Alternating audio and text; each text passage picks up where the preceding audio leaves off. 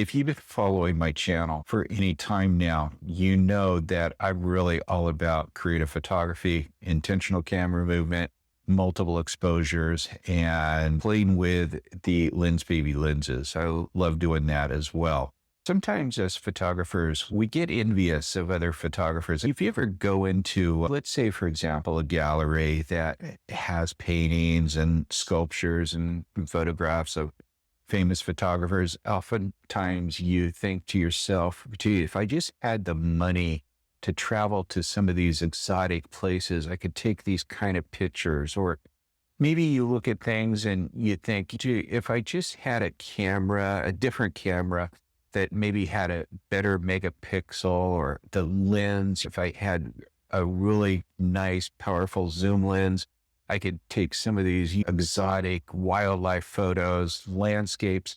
You're just comparing yourself to other photographers. And I know I've been that way myself. And the thing about with intentional camera movement, you don't really need that much equipment. In fact, you can even do intentional camera movement with your iPhone. There's a couple of apps out there. One that I use is called Slow Shutter, which you can actually change your shutter speed, your aperture, even your ISO. I think it's like $10 for the app. It's not subscription based, it's a one-time fee. And so if you're not someone that's carrying your camera around all the time, most of us will carry our phone around, and we're always available to take these kind of photos. But here's the thing. I'm going to go back to 1979, but I did a degree in photojournalism. During that time, I was into photographing unusual things. Whereas, some photographers out there, they were doing headshots, maybe weddings and stuff like that. I was doing pet portraits. I was always doing something unusual. And even with the freelance work, I was doing motocross, I was doing karate magazines, just different genres out there. And I remember back, I think I was 19 years old, I did my very first business license. I got a business license, DBA, doing business as the photographer of the unusual. But after I graduated with that degree, I went a completely different path. I went into banking, finance, and then technology. And then after leaving technology, 25 years, I started doing my own business again, career coaching. And when I finally stepped away from career coaching, I started pulling my camera out of the closet and dusting off the cobwebs. And now it's all about digital photography, right? And I soon learned that there was a lot of fun with multiple exposures and just playing around with intentional camera movement. And all of a sudden that photography of the unusual kind of came back. And so if you are new to photography, and I try to make this channel for new photographers or those that have just entered into retirement, maybe picking photography up as a hobby, or maybe what I did, going back to a love that I once had, and you want to play around with things. I'm going to encourage you to really check out the intentional camera movement, because you don't need that expensive equipment. Like I say, you can do it on an iPhone. I use my Fuji X-T5 for this, and right now I have the 16 to 80 millimeter lens on this. And this is often a kit lens with the Fuji camera. And I have a couple other lenses, but this lens I will use oftentimes for the intentional camera movement. And I'll tell you, one of the reasons why is the zoom lens, and I'll get into that for a second. But let me just say this. When I'm out doing intentional camera movement photography, I'm not looking specifically for a subject. What's catching my attention first is going to be the light and the contrast out there. The colors. When I'm talking about light, I'm talking about colors. So for example, a little bit later on today, I'm going out to a park that has a lake, and there's some sailboats that you can rent, and very colorful. Also shapes and lines. And come back to some of the sailboats out there in the harbor. You see the lines going straight up, which is the sail mast. Patterns could be something that I'll be looking for, and also motion. And motion will be a lot of times people just simply walking. So I'm not looking specifically for subjects. I'm looking for these other things like contrast, shapes, lines, patterns, motion. And that's what will draw my attention. And by the way, if there's a couple of those elements that are going to be involved in the picture itself, all the better.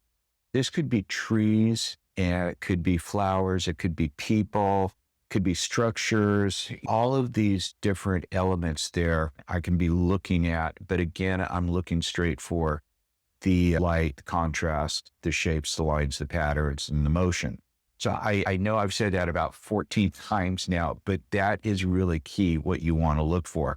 When you are actually shooting the intentional camera movement, I want you to understand that you're going to be slowing down your shutter speed. And a lot of times, if you are in the lightest part of the day, let's say midday, you're going to be letting a lot of light in if you are slowing your shutter down. And I would say the one piece of gear that you want to have is a ND filter. Now, the ND filter, that stands for neutral density. They will come in two different flavors. The fixed, which could be a 3-stop, a 6-stop, a 10-stop, or it could be a variable where you could actually twist the filter, which is going to be attached to your lens, of course, be twisting it from, say, 1 all the way up to 10. I personally use a fixed ND filter. I don't use the variable. I've never used a variable, to be honest with you. People have said that the fixed actually has a little bit better quality, but I'm all completely open to trying a variable. In fact, that may be one of my next expenses. But when you have that filter on your camera and you're in broad daylight, you're going to want to have your shutter speed maybe either 1 second or a half a second. And that usually is sufficient. Now, sometimes at night, and you don't even need the filter, I'll often shoot even 4 or 5 seconds. But here's the key, and this is what's really fun about doing intentional camera movement. You're going to take a lot of pictures and you're going to experiment to see which ones really work. So you've got a couple of elements there. What I would really advise is slowing down your ISO to one of the lowest available. For the aperture, I usually keep the aperture a little bit high. I'm usually around f8 or f11, and then I'm playing with the shutter speed. And oftentimes I may have the filter on it. The movement itself, and this is where you really get into some creative work. You don't want to be jerking this camera. I'm going to sit there and say, I'll take this off and put this on 1 second. And I'm focusing in on you right now. This is not going to really work as well as this.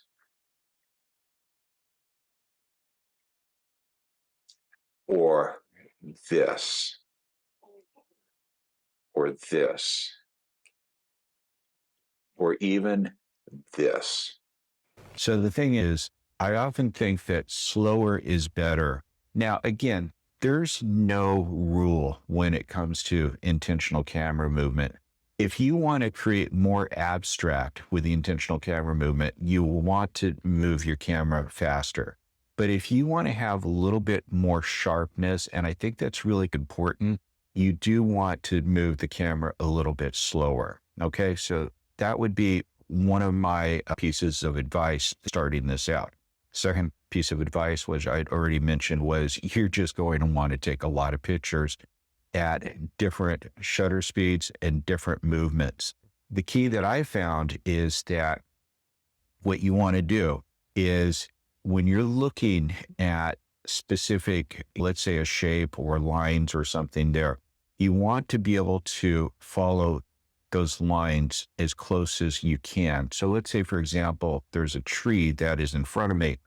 I'm going to zero in on that tree, and I'm going to try to keep my camera as straight as possible when I'm taking that photo, intentional camera movement of the tree. If it's a structure, I may look for lines that are horizontal and I will do that. And here's one of the fun things about intentional camera movement is you can actually combine it with multiple exposure. So for example, let's say a structure. Structure will have lines both horizontal and vertical. With a vertical line, of course, you're going to be slowing it there. And let's say maybe a half a second. And then you're going to go ahead and do your second exposure, whether it's in camera or maybe you're going to do it in post. You're going to do a horizontal. It's a lot of fun, but you're not done with that. You can also take circular pictures, right? You can move the camera like this, and that's going to create a whole nother effect. And then finally, zooming in and zooming out. This is one of my favorite techniques, and it really creates some cool photos like that. But again, you want to go slow. The slower, the better, because I do think you're going to want to probably keep something in focus there. And it could be people, it could be flowers, it could be trees, whatever. When it comes to motion, I may be zooming in or zooming out on the person, and I'm keeping the camera very still. Okay. I'm keeping the camera very still, and I may be able to get the people in motion, but then the surroundings. So as I was mentioning in the beginning, when John announced the latest Quest, the intentional camera movement, it got me excited because it was something that I been wanting to do a video on for individuals that were really new to photography or just getting back into photography, because it is a fun genre. And it's also something where you don't need expensive equipment, and you can do it with pretty much whatever you have, including your iPhone. So I hope you found this video helpful, informative. And if you haven't done so already, please make sure that you subscribe to this channel. Hit the bell notification, as I do upload new videos every week, and I'd hate for you to miss one. Thanks again for stopping by, and I look forward to seeing you next week.